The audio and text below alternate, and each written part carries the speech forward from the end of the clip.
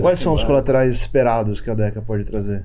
Eu acho uma coisa legal da DECA, a gente pode falar assim, quando era mais porra louca, né, pra falar de hormônio, eu costumava falar que a DECA era o esteroide mais saudável. Boa frase. Sensato. Eu tenho no meu livro de hormônio... Um bom adjetivo. No meu livro de hormônios tem uma entrevista, tem um relato de uma entrevista do Sérgio Oliva, né? E aí o Sérgio Oliva fala, pô, e DECA era uma coisa que na época lá os médicos prescreviam pra osteoporose, então, e era considerado algo saudável, algo assim que ele fala. Então, a DECA é um esteroide que não tem muito colateral agressivo, pelo menos não no curto prazo, a gente não pode falar que é inofensivo, né? Que ideia é demais. Porque, primeiro, ela não é hepatotóxica, então isso é um ponto positivo, né? Bom. Não é tóxico ao falar fígado. sobre isso, Você pode usar cronicamente sem se preocupar com o fígado, basicamente, se estiver usando DECA. Interessante. Ela não é agressiva ao perfil lipídico, isso é um outro ponto positivo, né? Que a gente sabe HDL. que um dos problemas do uso de esteroide cronicamente é que eles causam alterações no perfil lipídico desfavoráveis, aterogênicas, né? Aumentando o LDL, o colesterol ruim, reduzindo o HDL, que é o colesterol bom. E a DECA, ela parece ter uma influência negativa no HDL, mas parece ser mais leve que a testo, né? Uhum. Então ela parece ser menos aterogênica, né? Então menos alteração.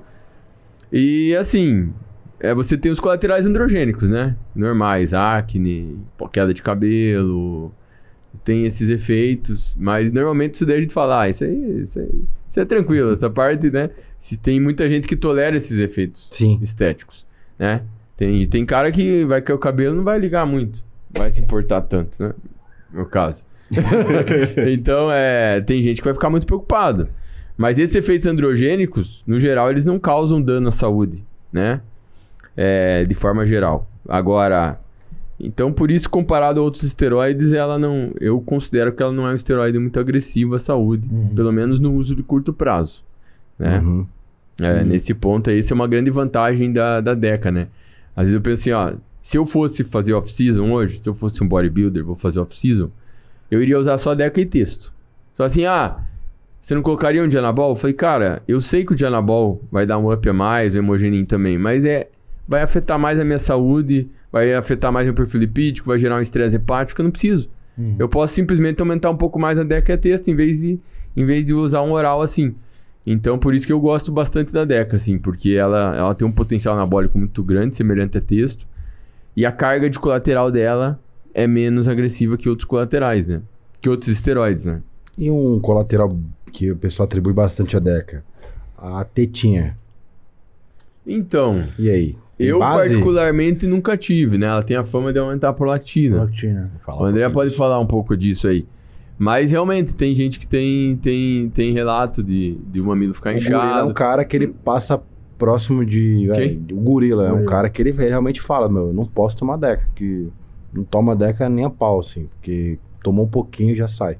Mamilo? Já deixa eu tenho com trembo isso. Trembo? Eu tinha. A minha prolactina também, né? Até da própria... Duas vezes que eu tomei, o catrembo, o mamilo inchou. A própria atividade ali mais progestagênica pode... Tipo assim, tem duas coisas. A gente tem que pensar. Tem o tecido muscular, em cima dele. Posso desenvolver glândula mamária, que é tecido fibroglandular, que a gente chama. Só que, vocês já pegaram carne, alguma coisa assim, mesmo de animal. Você vê, cara, tem um tecido entremeado, tem gordura também. Sim. Entendeu? Se vocês colocarem no YouTube pra ver, cirurgia de ginecomastia, vocês vão ver. Não gordura. sai uma coisa ali bonitinha. Vem um tecido fibroso, entremeado com gordura e tudo mais, né? Então, assim, muitas vezes o que acontece? Além disso, eu tenho o quê? Uma pele em cima, que é a pele do mamilo. Entre o mamilo, o tecido adiposo e o fibroso, eu tenho também um espaço virtual.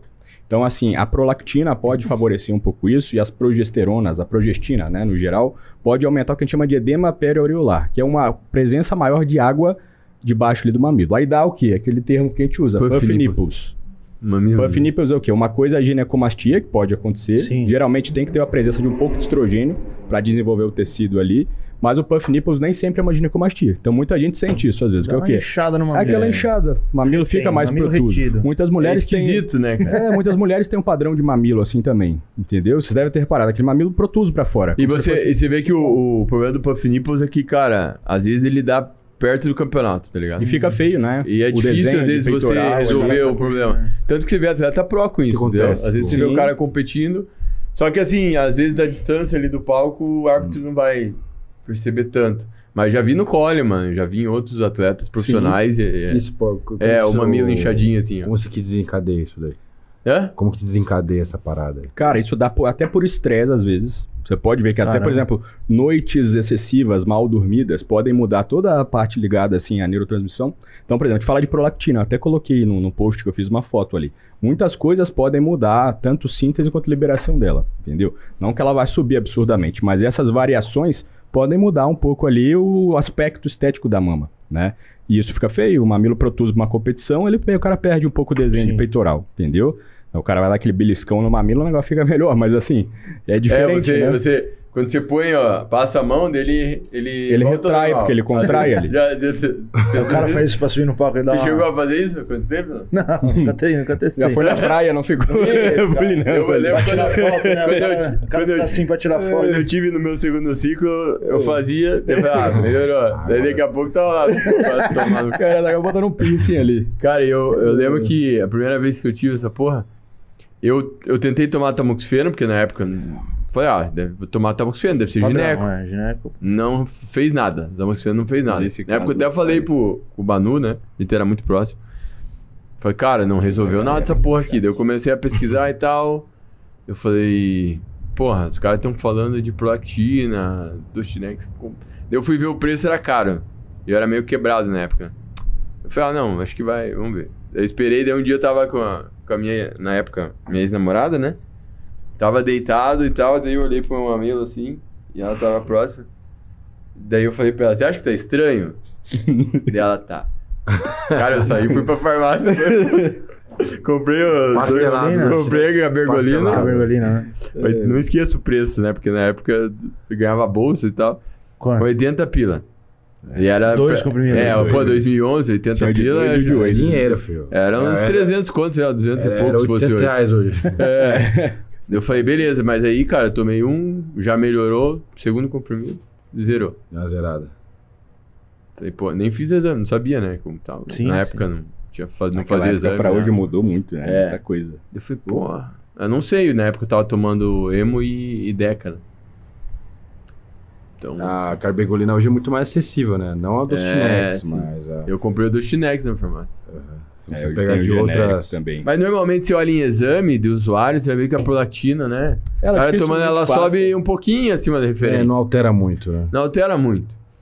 É algo um pouco estranho, né? Porque normalmente prolactina alta pra valer, o André pode falar aí. Prolactina alta, vocês não têm ideia que prolactina alta. Se você rodar num ambulatório assim, cara, paciente com micro e principalmente macroprolactinoma, que é um tumorzinho produtor de prolactina, cara, eu vi uma prolactina uma vez de 15 mil, pra você ter uma ideia. Caralho, mano. 15 mil. E aí, o que isso dá 15 mil. no corpo da pessoa? O exame não passa ali de 1.500, Aí 2.000. sim, Aí você nível pede eixo. diluição, vem, tumor, cara, hipofisário ali, grande, entendeu?